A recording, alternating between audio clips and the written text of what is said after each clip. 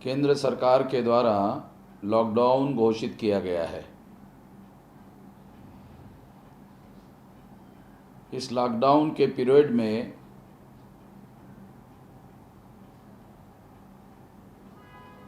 दिन में 2 बार हम लोगों के सवालों के जवाब देंगे। जो सवाल लोग पूछना चाहते हैं वो कमेंट बॉक्स में जाकर सवाल लिखकर भेजें। अगले वीडियो में उनके जवाब दिए जाएंगे।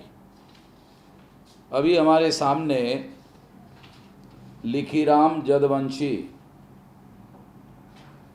हरियाणा से सवाल पूछा गया है। हरियाणा सरकार ने Gurugram food distribution action plan बनाया है। जिन कॉलोनियों को स्लम एरिया बताया गया है वहाँ पर राशन नहीं पहुँचाया जा रहा है। जिन अधिकारियों के मोबाइल नंबर दे रखे हैं वो उठाते नहीं हैं या रॉन्ग नंबर बताकर फ़ोन काट देते हैं। मेरे निम्न प्रश्न है, क्या सरकार गरीब लोगों को राशन के नाम पर भूख से तड़पाना चाहती है? ऐसा तो सरकार का मकसद नहीं हो सकता। अगर ऐसा हुआ तो सारे देश भर में विद्रोह हो जाएगा। अधिकारियों के लेवल पर ये गड़बड़ियां हो सकती है, ऐसा लगता है। दूसरा सवाल है, ये राशन डिस्ट्रीब्यूशन सेंटर लोगों के निवास स्थान से 1 से लेकर 3 किलोमीटर की दूरी पर है। जब लोग राशन के लिए जाते हैं तो पुलिस पीटती है, क्या किया जाए? अगर लोग राशन के लिए जाते हैं और अगर पुलिस पीटती है तो उन पुलिस वालों को मोबाइल वीडियो में रिकॉर्ड किया जाए और उनके ऊपर के अधिकारियों को कंप्लेन किया जाए और उन ऊपर वाले अधिकारियों के टेलीफोन नंबर लिए जाए और लेकर सुप्रीम कोर्ट के लॉयर एडवोकेट राजकुमार थोरात को भेज दिए जाए। अगर कोई अधिकारी स्लम एरिया के गरीबों तक भोजन पानी पहुंचाने के लिए जानबूझकर कोशिश कर रहा है और अगर वो अनुसूचित जाति और जनजाति के लोग हैं तो उनके खिलाफ एट्रोसिटीज़ की केस दाखिल हो सकती है। और अगर ओबीसी के लोग हैं तो इंडियन पीनल कोड के तहत जातिवाद की केस उनके खिलाफ में की जा सकती है। ऐसा किया जाना चाहिए। 3, भूख से मरे या फिर पुलिस के डंडे से पीटे, कोई उपाय बताइए। भूख से मरने की ज़रूरत नहीं है। ऊपर वाले अधिकारियों को कंप्लेन करो, वो अधिकारी नहीं मानते हैं तो हमारे सुप्रीम कोर्ट के लॉयर का नंबर घोषित किया जाएगा, उनको आप संपर्क करिए। उनके द्वारा उन अधिकारियों को हम कंप्लेन करेंगे। अगर नहीं मानते हैं तो ऑनलाइन हाई कोर्ट में केस दायर कर देंगे उन अधिकारियों के खिलाफ में। 4, वार्ड नंबर 33 में अनुसूचित जाति के लोगों को हरिजन बस्ती के नाम से प्रचारित किया जा रहा है। क्या ये गैर संवैधानिक नहीं है? निश्चित रूप से गैर संवैधानिक है। और अगर वो ऐसा कर रहे हैं तो उनके खिलाफ एट्रोसिटीज़ की केस बनती है और ज़रूर किया जाए और इसके लिए हमारे सुप्रीम कोर्ट के लॉयर की मदद लिया जाए। तरुण माली, क्या मुस्लिम इस देश के मूल निवासी है? इसको समझना ज़रूरी है। सबसे पहले तरुण माली जी ने जो सवाल पूछा तो उनके नाम से ऐसा लगता है वो माली जाति के हैं और ओबीसी के हैं। और जानकारी और जागृति के अभाव की वजह से ये सवाल उन्होंने पूछा। इसलिए मैं 2-3 बातें उनको बताना चाहता हूँ। जब मुसलमानों का भारत में आगमन हुआ तो उनके साथ साथ उनका धर्म भी साथ में आया। और वो जो धर्म इस्लाम को मानने वाले लोग थे, वो मुसावात को मानने वाले लोग हैं उनके धार्मिक सिद्धांत के अनुसार। तो यहाँ पर जो ब्राह्मणवादी व्यवस्था लागू थी, वर्ण व्यवस्था, जाति व्यवस्था, अस्पृश्यता, आदिवासियों का सेग्रीगेशन और घुमंतु जातियों का बहिष्कार, शूद्रत्व ओबीसी के ऊपर थोपा गया और महिलाओं को दास बनाया गया। ये जो ब्राह्मणों की व्यवस्था थी, इससे पीड़ित होकर हमारे पुरखों ने ब्राह्मण धर्म के पिछवाड़े पे लात मार के धर्म परिवर्तन किया।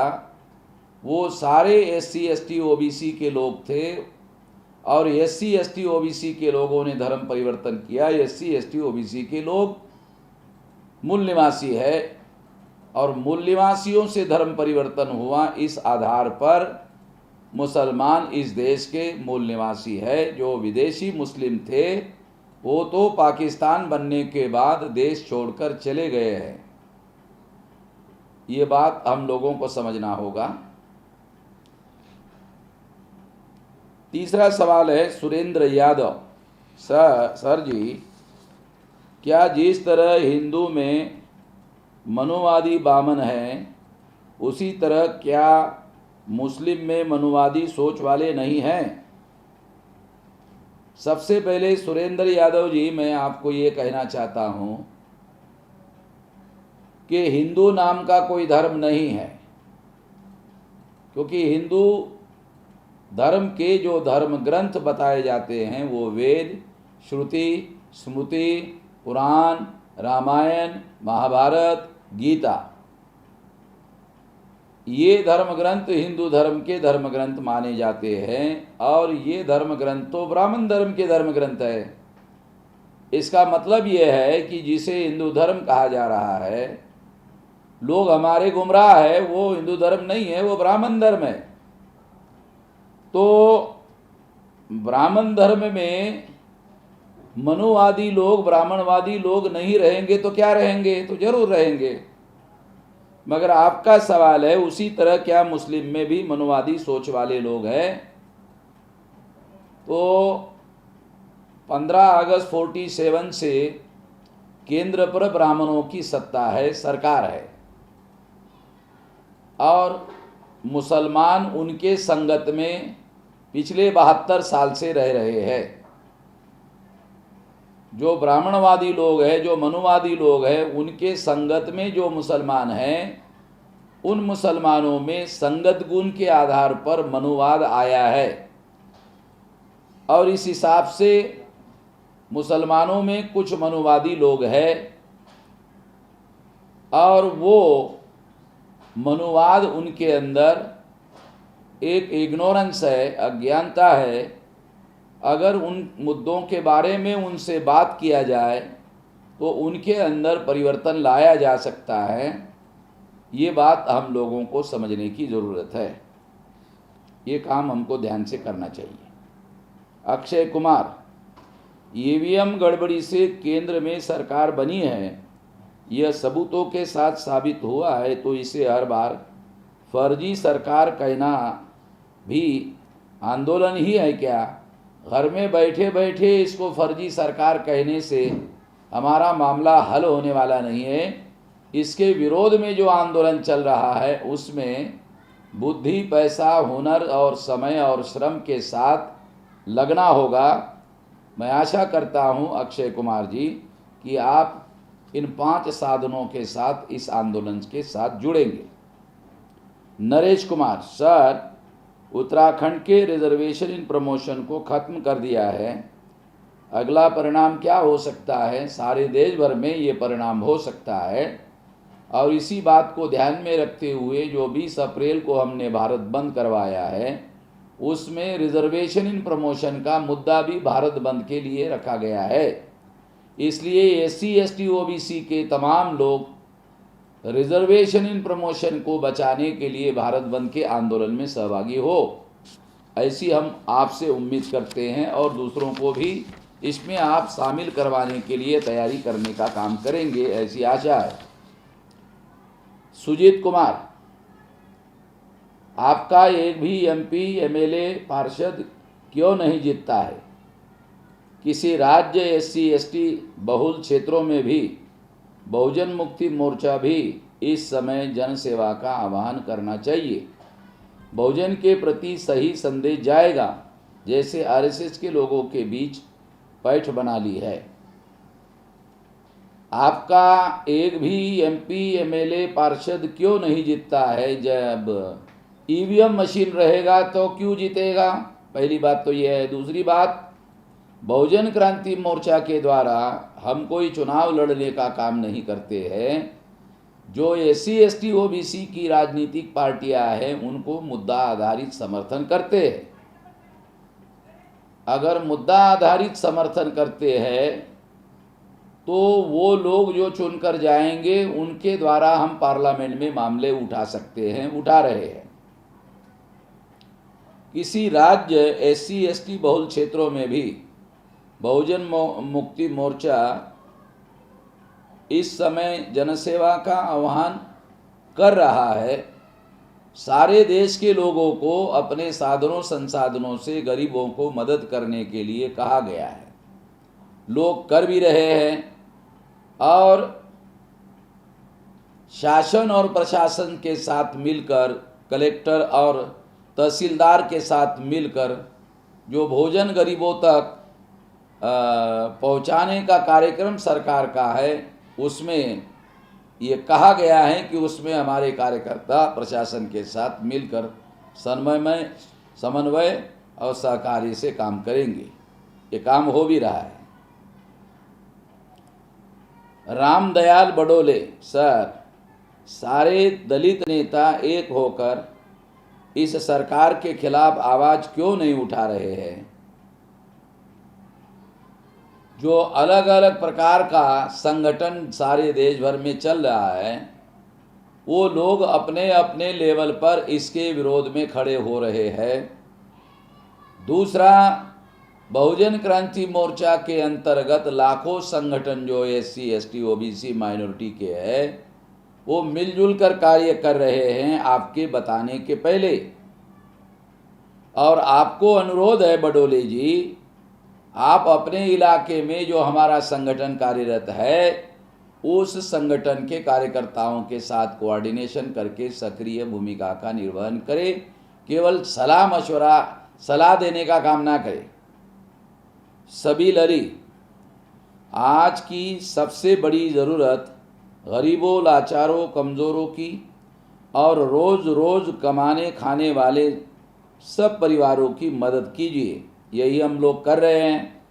भूखों का पेट भरिए, ये काम करने के लिए संगठन के लोगों को हम लोगों ने लगाया। सब लोग मिलकर ओछी और घिनौनी राजनीति धर्म के नाम पर कर रहे हैं। ये बंद करना चाहिए। इसके लिए जनता को जागृत करने की ज़रूरत है। वास्तविक धर्म मानवता है और संकट में मानवता फंसी हुई है, उनको मदद करना जरूरी है। इस काम में हम लोग लगे हुए हैं, आप भी लगिए। नितेश तुमसरे, मैं नितेश तुमसरे सिहोरा से। सर, ये पुष्यमित्र शुंग कौन है? पुष्यमित्र शुंग जिसने सम्राट अशोक का पंतु सम्राट बृहदत्त मौर्य की पटना में हत्या की और हत्या करने के बाद वो पटना से चलकर वाराणसी आया, वाराणसी से चलकर फैजाबाद आया और फैजाबाद के 5 जो साकेत प्राचीन नगरी थी, उस साकेत का नाम बदलकर अयोध्या रखा।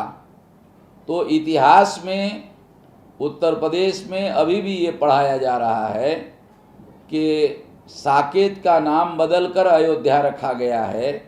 महापंडित राहुल सांकृत्यायन ने ओल्गा से गंगा में ये बात लिखी है और साकेत का नाम बदलकर अयोध्या रखा गया है। और अयोध्या का राजा पुष्यमित्र शुंग था। हिस्टोरिकली ये बात लिखी हुई है, ये लिखित इतिहास है।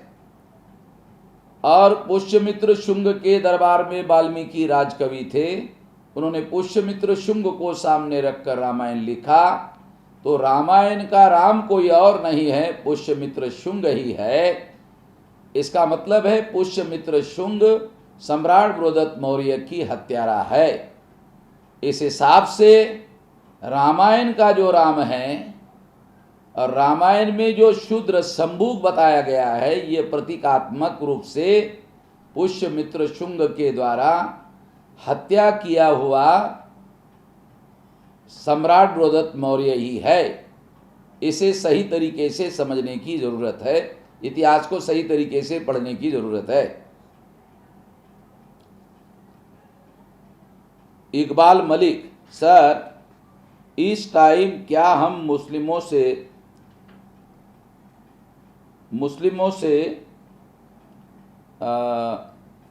5 पहुंच सकते हैं? ज़रूर पहुंच सकते हैं। आप घर बैठे ऐसे लोगों के टेलीफोन नंबर लीजिए और उनको समझाने का कोशिश करिए। मामसेब के द्वारा जो लड़ाई देश में लड़ी जा रही है, बहुजन क्रांति मोर्चा के द्वारा जो लड़ाई लड़ रहे हैं, क्या इसमें मौलाना लोग साथ सहयोग कर रहे हैं? बड़े पैमाने पर कर रहे हैं। आप लोगों को सक्रिय रूप से भूमिका का निर्वहन करना चाहिए, तो आपको आंखों से दिखाई देगा। हजरत मौलाना सज्जाद नोमानी साहब के साथ मिलकर हम लोग इस लड़ाई को लड़ रहे हैं। आप इसके बारे में जानकारी कर लीजिए। मच्छिंद्र कामले, आने वाले समय में जैविक महामारी जैसे बीमारी से बचने के लिए मूल निवासी लोगों का खुद का इंटरनेशनल हॉस्पिटल निर्माण होना चाहिए क्या? कामले मच्छिंद्र, काल्पनिक सवाल है। जैविक हथियारों का निर्माण करना यूनाइटेड नेशंस ऑर्गेनाइजेशन के द्वारा पाबंदी है। अगर जो देश ऐसा करेगा, सारे दुनिया का कोप उनके विरोध में होगा। हमें काल्पनिक सवालों से डरकर घर में बैठने की जरूरत नहीं है, ये बात आप ध्यान रखिए। सोहनलाल कावदे, माननीय जी, आरएसएस के 100 साल पूरे होने के पहले बहुजन क्रांति मोर्चा के बाद बहुजन आज़ाद हिंद फौज का निर्माण हो सकता है, जिसमें कि हमारे जैसे नौजवान पूर्ण रूप से सहमत होंगे, क्योंकि हमारे सारे बहुजन समाज का खून नॉर्मल नहीं है। सभी बहुजन समाज न्यायिक रास्ता नहीं अपना सकते, जिसमें हम आज़ादी लेने की बात करेंगे, आज़ादी देने की बात करेंगे। तुम मुझे खून दो, हम तुम्हें आज़ादी देंगे, इस तरीके से इस लड़ाई को लड़ना होगा। ये जो कावदे साहब आपने सलाह दिया है, हम सशस्त्र क्रांति के समर्थन में नहीं है। हम लोगों ने इस सिद्धांत को स्वीकार किया है कि दुनिया में आज़ादी हासिल करने के 2 रास्ते हैं, 2 तरीके हैं, एक हथियारबंद आंदोलन, एक जन आंदोलन। तो हमने हथियारबंद आंदोलन ना करने का निर्णय किया है और इसके बजाय जन आंदोलन करने का निर्णय किया है। जन आंदोलन करने के लिए ज़्यादा से ज़्यादा लोगों तक आवाज़ पहुंचनी चाहिए और सोशल मीडिया का सहारा लिया जाना चाहिए। मैं आपसे भी कावड़े साहब अनुरोध करता हूं कि आप इस जन आंदोलन में सक्रिय भूमिका करने के लिए साथ सहयोग करिए। बबलू मेश्राम, सर जी, ये मंत्री लोग और ये न्यूज़ वाले भारत को हिंदुस्तान हिंदुस्तान क्यों बोलते हैं? जिस सरकार पर बीजेपी आरएसएस के लोगों का कब्जा है, वही लोग ऐसा कह रहे हैं क्योंकि वो लोग संविधान को नहीं मानते हैं। संविधान में जरूर लिखा है India that is a Bharat, मगर वो लोग संविधान को ना मानने वाले लोग हैं। इसके बारे में हम लोगों को, जनता में लोगों को SC ST OBC के अंदर ज़्यादा से ज़्यादा जागृत करने की ज़रूरत है। मोहम्मद इस्माइल, पटना बिहार, सर EVM भंडाफोड़ यात्रा के दौरान आपने केंद्र सरकार के एक पत्र की चर्चा की थी जिसमें SC ST OBC को हिंदू नहीं माना गया है। कृपया फेसबुक पर इस पत्र को उपलब्ध कराया जाए ताकि बहुजन मूल निवासियों को आसानी से समझ में आ जाए, ताकि हिंदू के नाम पर इसका उपयोग नहीं हो सके। जल्दी ही ये पत्र हम लोग सोशल मीडिया में वायरल करेंगे। संजय चौहान, बहुजन नायक आदरणीय वामन मेश्राम साहब, भारत में अभी कोरोना वायरस महामारी के कारण 21 दिनों का लॉकडाउन घोषित किया गया है, लेकिन भारतीय मीडिया इसे हिंदू मुसलमान के रूप में झगड़े लगाने में इस्तेमाल कर रहा है। कृपया मार्गदर्शन करें। जो लोग ऐसा मीडिया का इस्तेमाल कर रहे हैं, नेशनल मीडिया का, ऐसा मीडिया एंटी नेशनल मीडिया है, राष्ट्रद्रोही मीडिया है, उससे सावधान रहने की ज़रूरत है। और आपको जो गरीब लोग हैं, मजबूर लोग हैं, लाचार लोग हैं, मजलूम लोग हैं, उनको मदद करने का काम करना चाहिए। उनको कोरोना के षड्यंत्र से जागृत करने का काम करना चाहिए। तो हमें इन मुद्दों पर ध्यान देना चाहिए। भीम जर जिस प्रकार आपने लोगों को इतिहास और ब्राह्मणवाद के बारे में जागरूक किया है, उसी प्रकार आप संविधान और कानून के बारे में आम बोलचाल की भाषा में जागरूक करने का काम करें, ताकि हर मूल्यवासी अपने अधिकारों के लिए खुद संघर्ष कर सके। क्योंकि संविधान और कानून की लैंग्वेज और शब्दों का मतलब बहुत कठिन है और समझ में नहीं आता है। आपका सजेशन अच्छा है, भविष्य में इस पर अमल करने की कोशिश करेंगे। चंदन चौहान, जय वाल्मीकि, क्रांतिकारी जय भीम। सर, आपकी मुझे वीडियो काफ़ी अच्छी लगती है और मैं आपको काफ़ी यूट्यूब पर देखता भी हूँ। आपके विचार मुझे काफ़ी अच्छे लगते हैं। सर, मैं यह चाहता हूँ कि सफाई सैनिक के लिए भी आप आवाज़ उठाए, उन्हें संविदा से हटाकर सरकार उन्हें पक्का कर दे, क्योंकि कोरोना से खतरनाक बीमारी से वो लड़ रहे हैं और सुरक्षित नहीं है। और पूरा भारत सुरक्षित है मगर वो सुरक्षित नहीं है। जो सफाई का काम करने वाली वाल्मीकि जातियाँ इस लड़ाई में पूरी ताकत से साथ भारत सरकार के लॉकडाउन में काम कर रही है, उन लोगों को मैं हृदय से धन्यवाद ज्ञापन करता हूँ। उन लोगों को संविदा में नौकरी पर रखा गया है, इससे बहुत ज़्यादा आर्थिक नुकसान उन लोगों का हो रहा है। जिन लोगों का आर्थिक नुकसान हो रहा है, उन लोगों का मुद्दा भारत बंद के कार्यक्रम में हमें शामिल किया है। तमाम देश के सफाई मजदूरों का काम करने वाले जो संगठन है, कार्यकर्ता हैं, उनके अनुरोध है कि वो उस भारत बंद में पूरे ताकत से सहभागी हो। चंदन चौहान का ये सवाल था। अभी दूसरा सवाल है दिनेश कुमार, सर, निज़ामुद्दीन को लेकर सुप्रीम कोर्ट का क्या स्टंट होगा? कोर्ट के ऊपर आपको यकीन है, विश्वास है कि आपके फेवर में फैसला देगा? अगर हम सबूत के साथ कोई भी बात सुप्रीम कोर्ट के सामने लेकर जाएंगे, सही तरीके से लड़ाई लड़ेंगे, तो हमारे पास सुप्रीम कोर्ट का संविधान ने बताया हुआ विकल्प है। उस विकल्प का हमको जरूर उपयोग करना चाहिए। और अगर वो विकल्प हमें न्याय देने का काम नहीं करता है, तो हमारे पास राष्ट्रव्यापी संगठन है, उसके द्वारा राष्ट्रव्यापी आंदोलन करने के लिए हम फ्री है। राजेश ध्रुवा गौंड, सुल्तानपुर, यूपी साहब, कोरोना के कारण मैनपुरी में हमारे मूल निवासी जो कोरोना की लिस्ट तैयार करने को सरकार ने कहा है, और उन्हीं के मनुवादी लोग हमारे लोगों को मार रहे हैं।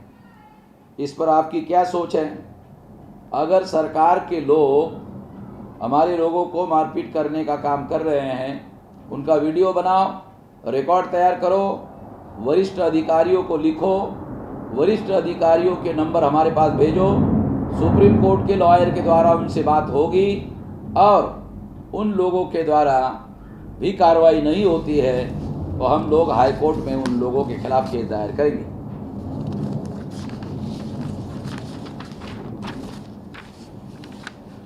मोहम्मद अब्दुल, सर, एक बात बताएं कि मीडिया सच्चाई बिना भेदभाव के क्यों नहीं दिखाता? भेदभाव के बिना मीडिया इसलिए दिखाने का काम नहीं कर रहा है क्योंकि मीडिया पर ब्राह्मण बनिया का कब्जा है। ये हम लोगों को समझना होगा। और मीडिया सरकार की हमेशा बढ़ाई करती है, क्योंकि स्वाभाविक है, क्योंकि ये जो बीजेपी की सरकार है या कांग्रेस की सरकार है वो भी ब्राह्मणों की सरकार होती है, तो इसलिए उनकी बढ़ाई करती है। मोदी और शाह रमेश कुमार का इंटरव्यू क्यों नहीं देते हैं, ये तो मोदी और शाह को बोलना चाहिए और पूछना चाहिए, हम इसके बारे में कुछ नहीं कह सकते। वलीउर रहमान, कई बार मैंने मावन मेश्राम के वीडियो देखे जिसमें उन्होंने मूल निवासी के साथ साथ अल्पसंख्यक के खिलाफ ब्राह्मणों के षड्यंत्र का हवाला दिया है। अतः आपसे निवेदन है कि कृपया निम्नलिखित बिंदुओं पर कुछ दस्तावेजी साक्ष्य प्रदान करें। पहला, मां मामन मेश्राम का आरोप है कि ब्राह्मण न्याय नहीं दे सकता, इसलिए अंग्रेजों ने 1919 के बाद ब्राह्मण जज की नियुक्ति नहीं की। वलीउर रहमान साहब, मैंने ऐसा नहीं कहा है। मैंने जो कहा है कि कलकत्ता में प्रिवी काउंसिल हुआ करता था अंग्रेजों का, उस प्रिवी काउंसिल का चेयरमैन अंग्रेजों ने पॉलिसी बनाई थी और उस पॉलिसी के तहत प्रिवी काउंसिल का चेयरमैन उन्होंने कभी बनने नहीं दिया, न बनाया। तो उसके पीछे अंग्रेजों का यह आकलन था कि ब्राह्मणों का जो उद्देश्य है, विचारधारा है, वो जिस विचारधारा को और उद्देश्य को मानते हैं, ऐसे विचारधारा और उद्देश्य को मानने वाला व्यक्ति न्यायपूर्ण व्यवहार नहीं कर सकता। इस आकलन के आधार पर उन्होंने ये निर्णय किया था और इसलिए कलकत्ता में जो प्रिवी काउंसिल होता था, उस प्रिवी काउंसिल का चेयरमैन अंग्रेज लोग ब्राह्मण लोगों को नहीं बनाते थे। ये मैंने कहा हुआ है, ये थोड़ा सा ध्यान से सुना करिए और बात को समझा करिए। 2, मां मामन मेश्राम ने यह भी आरोप लगाया है कि आरएसएस ने 1937 में ऑस्ट्रेलिया में यहूदियों के साथ बैठक की थी। ये मैंने कहीं पर भी नहीं कहा है, हो सकता है दूसरे किसी आदमी ने कहा हो, मगर मैंने ये कभी भी नहीं कहा। हमारे एक प्रकाशन के द्वारा एक किताब पब्लिश की गई है, उस किताब का टाइटल है कांग्रेस आरएसएस की माँ है। वो किताब पढ़ लीजिए, बहुत सारी जानकारी आपको मिलेगी। तीसरा सवाल है, माननीय मेश्राम और कई अन्य नेताओं ने भी वामसेव के मंच से आरोप लगाया कि माननीय नेहरू और माननीय गांधी भारत के विभाजन के लिए मुख्य रूप से जिम्मेदार है। अभी कुछ दिन पहले बीबीसी का एक इंटरव्यू जवाहरलाल नेहरू का हमारे पास आया। उस इंटरव्यू में जवाहरलाल नेहरू ने ये खुद एक सवाल के जवाब में स्वीकार किया कि हमने पाकिस्तान बनाया, इसलिए दूसरे सबूत ढूंढने की जरूरत नहीं है। वो वीडियो हमारे पास है और वो वीडियो हम आपको भेज सकते हैं, क्योंकि वह ब्रिटिश सरकार को उद्धृत करते हैं। इस दौरान पूरी बातचीत को प्रकाशित करें, जबकि सत्ता हस्तांतरण के दौरान 12 पुस्तकें शामिल है। 4, गोलमेज बैठकों में माननीय आम्बेडकर ने एसटी और एससी के लिए अलग अलग मतदाताओं की मांग की थी। आपको सही जानकारी नहीं है, ये सेपरेट इलेक्टोरेट की मांग थी और ये सेपरेट इलेक्टोरेट मुसलमानों को पहले से था और इसलिए मुसलमानों के सही और सच्चे प्रतिनिधि चुनकर जाते थे और वो सही और सच्चे प्रतिनिधि चुनकर जाने की वजह से गांधी और नेहरू और कांग्रेस के लिए बहुत समस्या पैदा होती थी। तो गांधी और नेहरू ने यह सोचा कि यही सेपरेट इलेक्टोरेट अगर शेड्यूल कास्ट और शेड्यूल ट्राइब के लिए लागू कर दिया गया तो इनके भी सही नुमाइंदे चुनकर जाएंगे। ये जाने नहीं चाहिए, इसलिए गांधी ने आमरण अनशन किया, उपवास किया और इस उपवास की वजह से बाबा साहब अम्बेडकर को मजबूरी में पुनः पैट करना पड़ा। ये सारे डॉक्यूमेंट्री एविडेंस है आप बाबा साहब आम्बेडकर के द्वारा लिखा हुआ जो किताब है what Gandhi and Congress have done to untouchable पढ़ लो, Gandhi and emancipation of untouchable पढ़ लो, स्टेट्स एंड माइनॉरिटी नाम का किताब जो मेमोरेंडम के रूप में संविधान सभा को दिया गया है उसे पढ़ लो तो आपको पता चल जाएगा। माने गांधी ने विरोध किया और गांधी ने मुस्लिम नेताओं को प्रस्ताव दिया कि वे आम्बेडकर का समर्थन ना करें। कृपया मुझे कुछ दस्तावेजी सबूत प्रदान करें। उन किताबों को आप पढ़ लीजिए तो आपको वो सबूत मिल जाएंगे। Dhananjay Barsagade, sir PM cares fund पर ऑब्जेक्शन कीजिए। मुझे ऐसा नहीं लगता है कि उस पर ऑब्जेक्शन किया जाना चाहिए। उसमें जो पैसा इकट्ठा होता है वो कोरोना के विरोध में लड़ने के लिए उपयोग में आएगा, इसलिए इस तरह का काम करना उचित नहीं है। Mahmood Alam, sir supreme court भी तो बीजेपी का है, कोई भी फैसला उनके हक में देता है।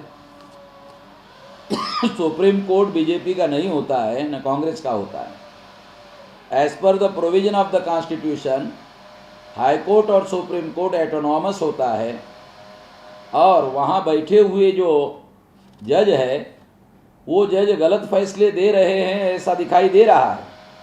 उसकी वजह वहाँ पर हमारे लोगों को रिप्रेजेंटेशन नहीं दिया जा रहा है, ये उसकी समस्या है। आने वाले समय में हाई कोर्ट और सुप्रीम कोर्ट ने SC ST OBC माइनॉरिटीज के जज होने चाहिए, इसके लिए राष्ट्रव्यापी आंदोलन किया जाएगा। संजीत टूना, सर केजरीवाल ने दिल्ली में डॉक्टर और नर्स को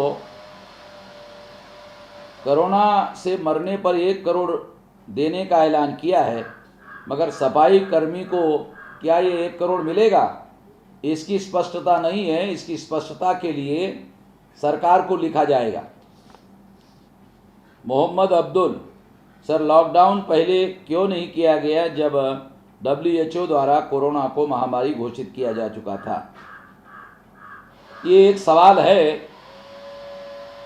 सरकार चलाने वाले जो लोग हैं वो अपने अपने आकलन के अनुसार फैसला करते हैं। जब वो गलत फैसला करते हैं तो जनता को ऐसे सवाल पूछने का अधिकार है। आप इसीलिए सवाल पूछ रहे हैं और निश्चित रूप से ये सवाल पूछा जाना चाहिए। मनीष शाह, भारत नाम भारत को क्यों दिया गया? प्राचीन भारतीय ग्रंथों में, खासतौर पर पुराणों में ये लिखा हुआ है। भारत शब्द पुराणों में लिखा है और उन पुराण में ये लिखा है जम्बू द्वीपे भारत खंडे। इसका पूरा अर्थ होता है जम्बू द्वीप भारत खंड। प्राचीन भारत में भारत या भारत नाम की टोलियां बड़े पैमाने पर कार्य किया करती थी। संभवतः उसकी वजह से ये नाम पड़ा होगा, ऐसा कहा जा सकता है। मुस्तफ़ा खान पठान, भारतीय मुसलमान सरकार के लिए एक इमरजेंसी खिड़की की तरह है जो यहाँ की सरकारों को बड़ी मुसीबत में बच निकालने का रास्ता देते हैं। मुसलमानों को जो उनके दुश्मन हैं उनके दावपेच को समझना चाहिए और दावपेच समझकर अगर वो विचारपूर्वक अपना एक्शन प्लान बनाएं तो उनको मौका देने का अवसर नहीं मिलेगा, ये खबरदारी ले सकते हैं। शंकर डोरले, ऐसे मीडिया के खिलाफ क्यों न सर्वोच्च न्यायालय में केस दाखिल किया जाए? झूठ और भय का माहौल खड़ा करने के लिए इनको दंडित किया जाए और इनको भारतीय कानून के तहत कार्रवाई किया जाए। आने वाले समय में आप इस संबंध में कोई डॉक्यूमेंट्री एविडेंस इकट्ठा करिए, हमको प्रोवाइड करिए, हम ये केस दायर करेंगे। धन्यवाद।